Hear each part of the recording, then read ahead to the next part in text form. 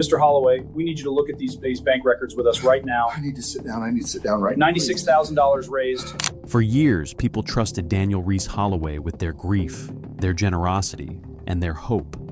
Every single one of them was wrong too. In your sister's name, a few thousand ever reached anything resembling research. 4 years. It's all coming apart, isn't it? He would not get the chance to finish that sentence.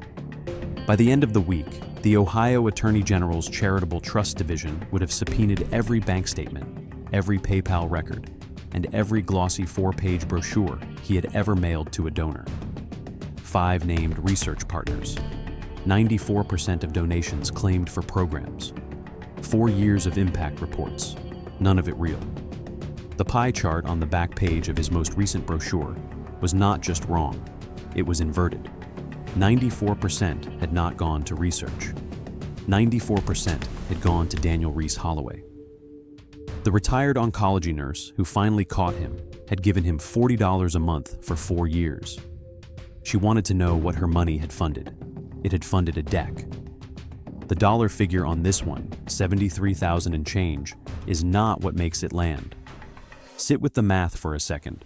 Of every dollar donors put in those buckets, 94 cents went to him. 6 cents went to anything else. If that ratio makes you angry, drop a comment below with the word generous in it, because that is the word every single one of these donors shares. Subscribe if you have not yet. We cover the small cases other channels skip, and the small cases are almost always the cruelest. Daniel Reese Holloway was born in Springfield, Ohio, on August 22, 1975. His father worked the line at the International Harvester plant on East Lagonda Avenue until the plant closed in 1983. His mother taught second grade at Snow Hill Elementary for 31 years. The family lived in a 1-story brick ranch on the south side of town with chain-link fencing and a basketball hoop bolted above the garage. He was the older of 2 children. His sister Erica was born in November of 1979. By every account from neighbors and former classmates, the two were inseparable through childhood. Erica followed him to the school bus stop. He walked her home from middle school. When she got her first job at a Subway on Limestone Street in 1995, he picked her up at the end of every closing shift because their parents did not want her walking home in the dark. The behavior was unremarkable in their household. It was simply who Daniel was. He graduated from Springfield South High School in 1993. He was a marginal student. Yearbook notations described him as friendly, reliable, slow to anger. He attended Clark State Community College for 2 years and did not finish. He took a job selling life insurance for a small agency on Bechtel Avenue in 1996 and stayed there for 9 years. His performance reviews from that period describe him as a steady producer with a gift for client relationships. One supervisor wrote that Daniel had a way of sitting across from a stranger and making them feel heard inside of 2 minutes. By 2005, he had moved into a regional sales position with a medical supply distributor that serviced clinics across Western Ohio. He was good at it. He out-earned his peers. He married a woman named Carolyn in 2002. They bought a 2-story colonial on a cul-de-sac in the Northridge neighborhood in 2007. They did not have children. They did have a golden retriever named Murphy, who appeared in nearly every Christmas card the family mailed for the next decade. His sister Erica became a registered nurse. She worked at Springfield Regional Medical Center in the labor and delivery wing. She was 34 years old when she felt the first sharp pain in her lower abdomen during a night shift in February of 2014. She drove herself home. She made an appointment with her primary care physician the following Monday. The mass on her left ovary was 3.5 centimeters across. By the time the surgical pathology came back, the cancer had already spread to her omentum and her peritoneal lining. The oncologist used the word advanced before he used the word stage. Erica Holloway died on November 9, 2016. She was 36 years old. She had been treated at the James Cancer Hospital at Ohio State University, which is where Daniel sat with her on the night before she lost consciousness for the last time. Her funeral was held at Trinity Lutheran Church on West High Street in Springfield. 240 people attended. Daniel gave the eulogy. He talked about her laugh and her stubbornness and the way she had wanted, more than anything, to live long enough to see ovarian cancer become a survivable disease. That eulogy became the seed of everything that followed. Within 4 months of her funeral, Daniel had quit his job at the medical supply distributor. He had filed paperwork with the Ohio Secretary of State to incorporate a small nonprofit. He had applied to the IRS for a 501c3 status. He had registered a domain name. He had ordered the first run of glossy brochures with his sister's photograph on the cover. By the spring of 2017, the Beacon Cancer Research Alliance was a real and legal entity. By the spring of 2017, Daniel Reese Holloway had also stopped working anywhere else. Ohio has roughly 76,000 registered nonprofit organizations. Most of them are tiny. Most of them never face an audit. The Ohio Attorney General's office maintains a charitable law section that is supposed to oversee them, but the section's enforcement bandwidth is limited and its triggers are largely reactive. A nonprofit that takes in less than $50,000 a year is not required to file the full federal Form 990. It only has to file a simplified postcard return, the 990N, which asks for almost nothing. No itemized expenses, no detailed program list, no grant recipients, just confirmation that the organization still exists. The Beacon Cancer Research Alliance, the entity Daniel Holloway founded in March of 2017, was structured to live almost entirely under that radar. Its annual revenue never exceeded $30,000 in any single calendar year on paper. It filed the postcard return every year on time.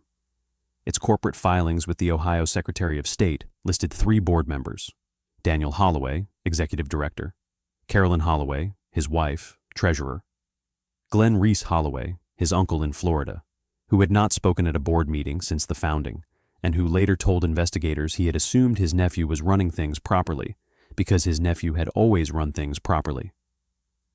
The bylaws Daniel drafted concentrated unusual authority in the executive director. He was the sole authorized signatory on the operating account at PNC Bank. He was the only person with login credentials for the online donation portal. He prepared every financial summary the board reviewed. The board did not request supporting documentation. The board did not exist in any operational sense at all. This is the structural vulnerability that small nonprofit fraud exploits. The oversight model assumes that a board of directors will function as a real check on the executive. When the board is the executive's spouse and an absentee relative, that check evaporates. There is no auditor, because no audit is required at that revenue threshold. There is no donor representative, because the donors are diffuse. There is no internal accounting department, because there is no internal anything. There is one man with a debit card and a story about his dead sister. People gave him money because the story was true. That was the part the system could not police. He had loved her. He had sat at her bedside. He had given the eulogy. Every donor who handed him a check at a 5K registration table was handing it to a grieving brother. That image was not a fabrication. The fabrication was everything that happened after the check left their hand. The first community 5K under the Beacon banner was held at Snyder Park on a Saturday morning in October of 2018. 147 runners registered at $25 apiece. Volunteers carried plastic donation buckets to the finish line.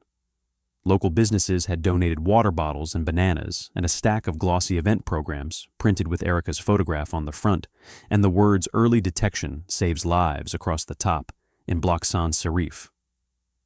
By the end of the day, Daniel Holloway had collected just over $6,000 in cash, checks, and online registrations. The bank deposit slip he filed the following Monday showed $3,812. This is how it started. Not with a single decisive theft. With a quiet, patient skim that no one had any structural reason to notice. The mechanism rested on 4 pieces. The first was the cash. Cash collected at events went into the buckets. Daniel was the one who counted the buckets in his garage on Sunday afternoons. There was no second counter. There was no log. The number he wrote on the deposit slip on Monday morning was the number that became the official record. Whatever stayed home, stayed home. investigators would later reconstruct, by comparing event registration counts with deposit slip amounts, that the gap from cash alone over 4 years exceeded $21,000. The second piece was the online donations. The Beacon website included a prominent button that read Secure Giving. The button routed donors to a PayPal landing page registered to a personal account in Daniel Holloway's name, with a customized display label that read Beacon Cancer Research Alliance Official Giving Link. Donors had no way of knowing that the account on the receiving end was personal. Daniel transferred a portion of those funds to the nonprofit's PNC operating account on a roughly quarterly schedule. He did not transfer all of it. Over 4 years, the gap between what came in through PayPal and what reached the nonprofit account totaled almost $29,000. The third piece was the shell vendor. In late 2019, Daniel filed paperwork with the Ohio Secretary of State to create Beacon Research Logistics, LLC. The LLC had no employees, no office, no website, and no business activity of any kind. It existed for one purpose. Daniel wrote checks from the Beacon Cancer Research Alliance operating account to Beacon Research Logistics, LLC for invoices that described event coordination, donor outreach consulting, and logistics services. The invoices were fabricated.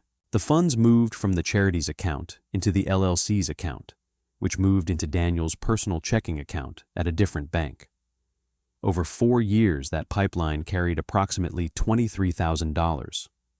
The fourth piece, and the one that allowed all the rest to continue, was the annual impact report. Every February, Daniel printed a 4-page glossy brochure on heavy stock. The cover always featured a photograph of Erica, the same photograph each year, taken in her last summer when she had still looked healthy. The interior pages described the previous year's work, funded research initiatives, community outreach programs, educational partnerships.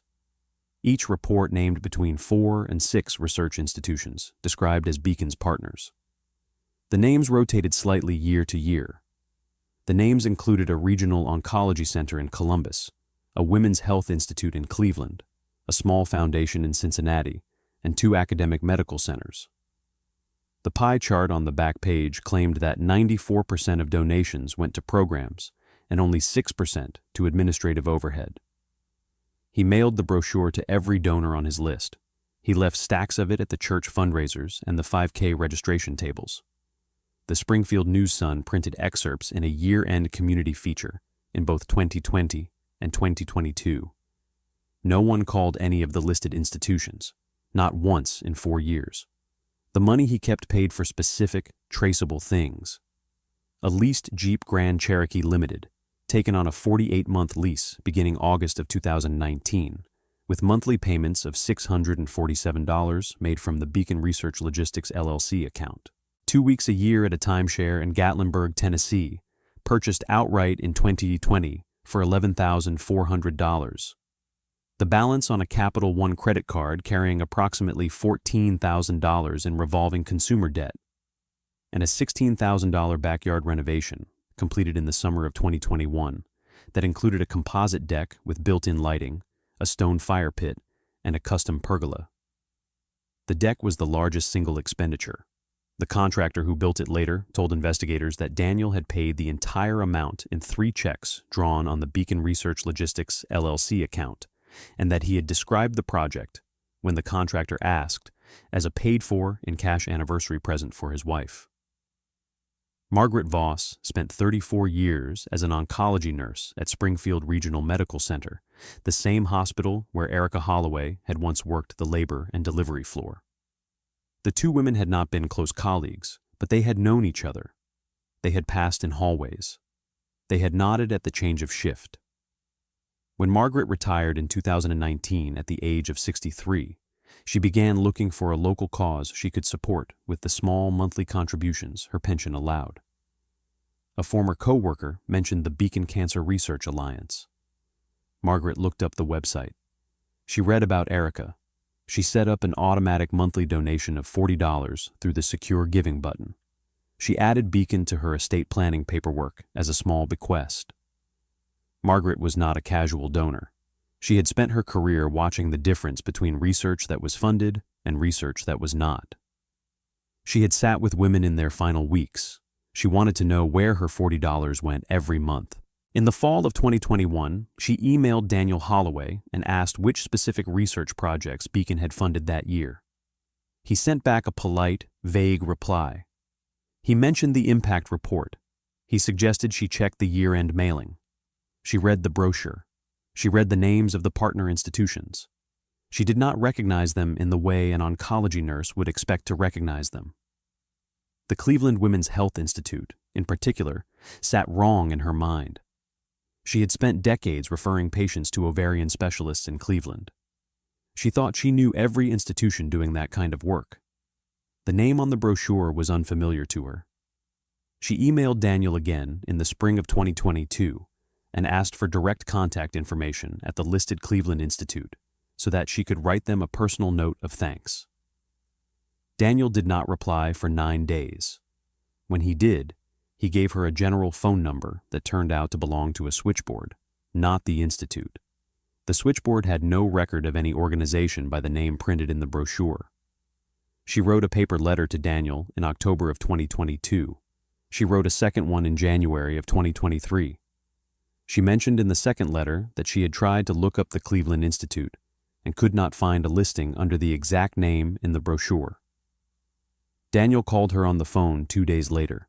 He told her the name printed in the brochure was a working partnership label and that the formal institutional name was slightly different for legal reasons. He thanked her for her support. He asked, before he hung up, if she would consider increasing her monthly contribution to $60 in the new year. Margaret did not increase her contribution. She also did not cancel it. She kept giving $40 a month for another 6 months while she thought about what she had heard. She kept the impact reports stacked on her kitchen counter. She read them again. She read them a third time. She underlined the names. In May of 2023, Margaret Voss called the charitable law section of the Ohio Attorney General's office in Columbus. She spoke to an intake paralegal for 40 minutes. She read aloud, line by line, the names of the institutions listed in the most recent Beacon Impact Report. She read the pie chart figures. She read the executive director compensation line, which was reported on the brochure at 0. The intake paralegal opened a case file. The file was assigned to a charitable trust investigator named Lawrence Pearson within the week. Pearson made 3 phone calls before lunch on the day he picked it up. By the end of the 3rd call, he had confirmation from 3 of the 5 named partner institutions that none of them had ever heard of the Beacon Cancer Research Alliance. By the end of the day, he had submitted the first subpoena. The investigation took 11 months from the day Margaret Voss made her phone call to the day a Clark County grand jury returned an indictment. Lawrence Pearson subpoenaed bank records first. PNC Bank produced 4 years of operating account statements for the Beacon Cancer Research Alliance. PayPal produced 4 years of statements for the personal account labeled Beacon Cancer Research Alliance Official Giving Link. The Ohio Secretary of State produced the corporate filings for Beacon Research Logistics LLC and confirmed that the registered agent and sole member was Daniel Reese Holloway. Capital One produced the credit card statements. The Tennessee Timeshare Registry produced the deed. The financial picture assembled itself piece by piece. Across the 4-year window from January 2019 through December 2022, the Beacon Cancer Research Alliance had taken in approximately $96,000 in total donations. Of that, $3,184 had been dispersed to anything resembling cancer research. 2 checks, one for $1,500 to the American Cancer Society, written in October of 2020, one for $1,684 to the Ovarian Cancer Research Alliance, a legitimate national nonprofit headquartered in Washington, written in November of 2021. Both checks were dated within 10 days of a donor inquiry. Pearson Cross referenced the dates with the email records he had subpoenaed from Daniel Holloway's personal Gmail account. The pattern was unambiguous. When a donor asked where the money was going, a small check went out, sometimes to a real cancer organization, more often to a generic community fund. When no one asked, nothing went out. The remainder of the $96,000, $73,412 by the final accounting, had moved through one of three channels: the PayPal skim, the Beacon Research Logistics LLC pipeline, and direct cash retention from event buckets, which Pearson reconstructed by comparing event registration counts and known volunteer testimony with the actual deposit slip amounts. Volunteers from 3 different 5K events later confirmed counting in excess of what showed up on the bank record. The smoking gun was the impact report itself. Pearson took the most recent one, the 4-page brochure mailed out in February of 2023, and he picked up the phone. He called the Regional Oncology Center in Columbus. He called the Women's Health Institute in Cleveland. He called the Small Foundation in Cincinnati. He called the 2 academic medical centers. None of them had any record of receiving funds from, partnering with, or even being contacted by the Beacon Cancer Research Alliance. The development office at the Cleveland Institute had to ask Pearson to spell the name twice. The Cincinnati Foundation's director laughed once, in disbelief, and then asked Pearson to please send her a copy of the brochure so she could give it to her own attorney. Pearson then sat down with the brochure's pie chart and the actual bank ledger side by side. The brochure claimed 94% of donations went to programs. The ledger showed that 94% of donations had gone to Daniel Holloway. The figure was not approximate. It was exact to within a single percentage point. The pie chart had not just been wrong, it had been inverted.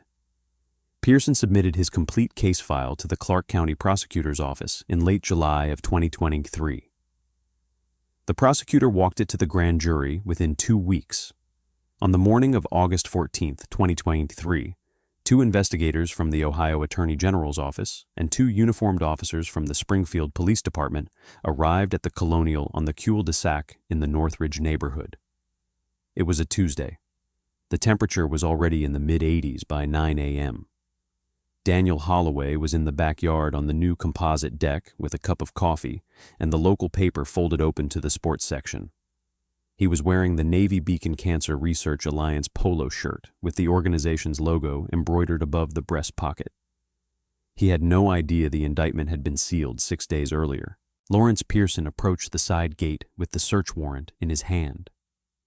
Carolyn Holloway answered the doorbell at the front of the house, looked at the 4 men on her porch, and silently walked Pearson around to the back. Murphy, the golden retriever, followed her. The body cam footage from the lead Springfield PD officer begins as Pearson rounds the corner of the house. Pearson. Daniel Holloway? Holloway. Yes. What is this? Pearson. My name is Lawrence Pearson. I am an investigator with the Ohio Attorney General's Office, Charitable Law Section. This is a search warrant for these premises and for the office of the Beacon Cancer Research Alliance. We also have a warrant for your arrest. Holloway. For what? Pearson. Theft, tampering with records, telecommunications fraud. There are additional counts listed in the indictment. You will receive the full document at booking. Holloway. This is a misunderstanding. I have documentation for everything. I keep records of every dollar. Pearson. We have your documentation, sir. We have your bank records. We have the impact reports. We have called the institutions. Daniel Holloway looked across the deck at his wife, who was standing in the kitchen doorway with one hand over her mouth. The dog stood beside her. Daniel did not say anything for nearly 15 seconds. Holloway. I want my attorney. Pearson. You will have that opportunity. Please stand and place your hands on the railing. Holloway. I am not saying anything else. He did not say anything else. He stood and placed his hands on the railing of the deck he had built with the donations, and he watched while one of the uniformed officers removed the coffee cup from the bistro table. The polo shirt with the Beacon logo was clearly visible in every frame of the footage. The investigators would later note, in their internal write-up, that he had not denied anything. He had not even tried. We are about to walk into the courtroom. If you have made it this far, you already know this channel does not gloss over the small cases. The small ones are usually where the cruelty lives. Subscribe so the next case finds you in your feed. The judge's words at this sentencing are worth waiting for, and most outlets never bothered to print them. The Clark County Grand Jury returned a sealed indictment on August 8, 2023, 6 days before the arrest. The charges totaled 27 counts, multiple counts of theft under Ohio Revised Code, Section 29-13. 02. Multiple counts of tampering with records under Section 29-13. 42. 3 counts of telecommunications fraud related to the online donation portal. 1 count of grand theft tied to the aggregate value of the diverted funds, which crossed the felony threshold by a wide margin. Daniel Holloway hired Robert Cantwell, a Springfield defense attorney with 30 years of experience handling white-collar cases in Clark County. Cantwell filed the standard pretrial motions. He moved to suppress the contents of the personal Gmail account. The motion was denied.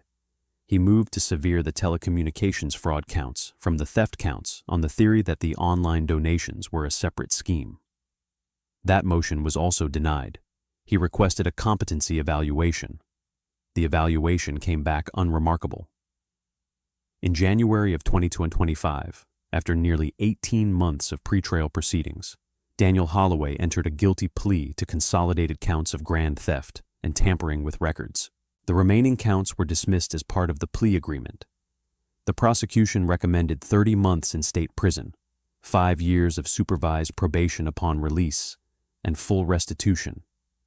The defense asked for community control, home confinement, and a permanent bar from charitable work in lieu of incarceration.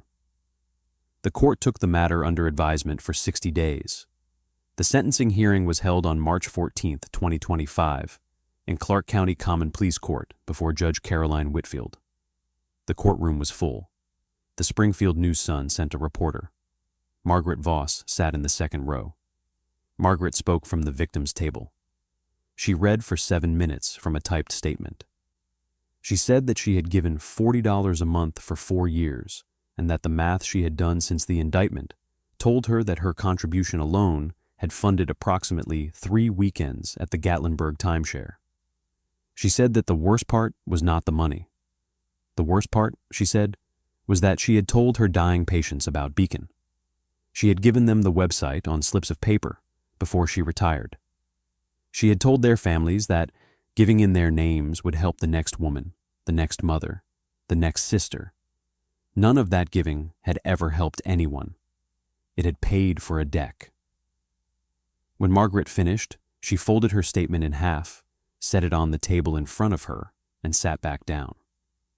Judge Whitfield's sentencing statement ran 4 pages. She read it aloud in full. She said that the court had reviewed many fraud cases in its tenure, and that the financial scale of this one was not, by itself, remarkable. What was remarkable, she said, was the cruelty of the architecture.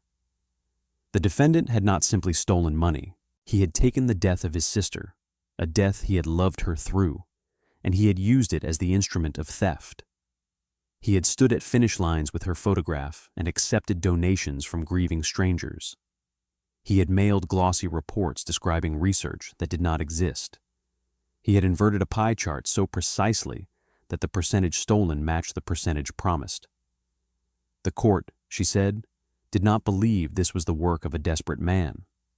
The court believed this was the work of a patient one. Patience, she said, was the part the court could not forgive. She sentenced Daniel Reese Holloway to 30 months in the Ohio Department of Rehabilitation and Correction to be served at the Pickaway Correctional Institution in Orient, Ohio. 5 years of supervised probation upon release.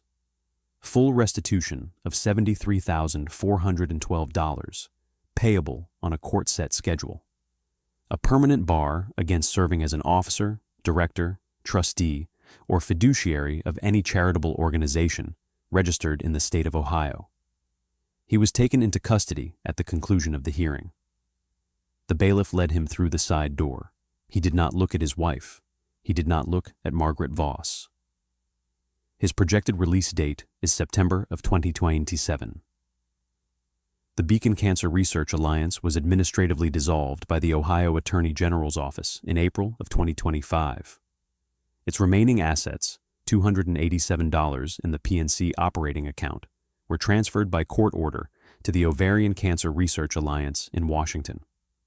Margaret Voss continues to donate $40 a month to the Ovarian Cancer Research Alliance. She is 68 years old. She still volunteers 2 afternoons a week at the hospital where she spent her career. She declined to comment for the local paper after the sentencing. The only thing she told the reporter on her way out of the courthouse was that she was tired and that she was going home. That case was disturbing. The case on the right-hand side of your screen right now is in a category of its own. Click it.